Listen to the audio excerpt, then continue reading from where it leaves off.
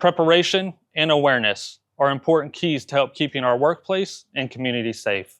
Throughout the past several weeks, the Alachua Police Department led training for city employees, providing them with important tools to help respond to a critical incident. I'm not above the elbow, like I'm up as close to that core of the body as I can, and then sit. We are providing active assailant training and tactical emergency casualty care training, which consists of how to respond if we were to have some type of active assailant or some type of workplace violence happening here in any of the buildings that we have throughout the city with our staff, and how to respond medically with some type of hemorrhage control if that were to happen. Trauma kits were a result or a benefit to the active assailant training that we provided for city staff.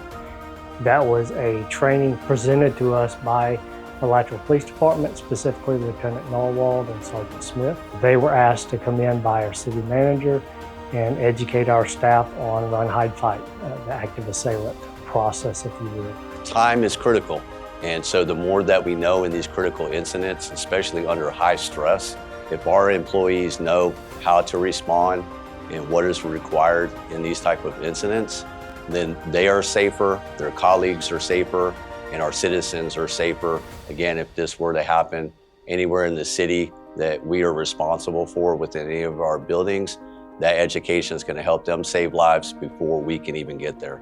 A lot of the casualties from an event like that come from people bleeding, not from the actual wound, but from them bleeding and not receiving medical attention quick enough. Our city manager, again, we came back and said, look, if we're going to educate the staff on what to do, let's give them the tools or what's necessary to use in that event. Our city employees have the knowledge of how to respond to an active assailant, or if we have some situation like that and people that are critically injured, if our staff, whether they're law enforcement or not, in the multitude of buildings that we have and facilities that we have throughout the city of Alachua, if they are better equipped educationally and practically, then even if our citizens are within any of those vicinities and one of these incidents happens, not only the law enforcement, but all of our staff are better equipped to help save lives, which makes our community even safer.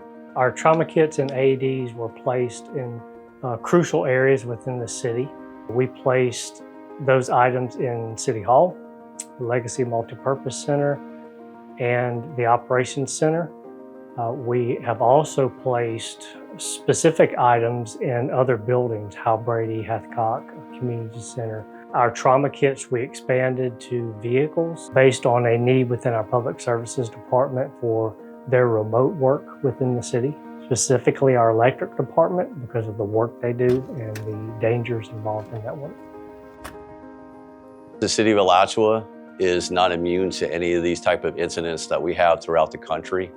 We have a lot of commerce, we have educational facilities, we have open spaces, parks, our legacy building. So historically, these incidents can happen anywhere. So our law enforcement side trains extensively to respond to any of those type of locations. But we want our employees to be well-equipped, well-educated in the event, even though it's a small chance, if it were to happen, they can help us before we even get into the door by knowing some basic things like how to respond, how to help with some hemorrhage control if injuries do occur. And that's just gonna make our overall safety for our community a lot better than sitting there and just hoping that it never happens. The trauma kits, the first aid kits, the active assailant training, the AEDs, all of our tools, if you will, and education we give our staff, we provide that for their benefit here and for their benefit outside of work. It can be taken to their personal lives and to the community.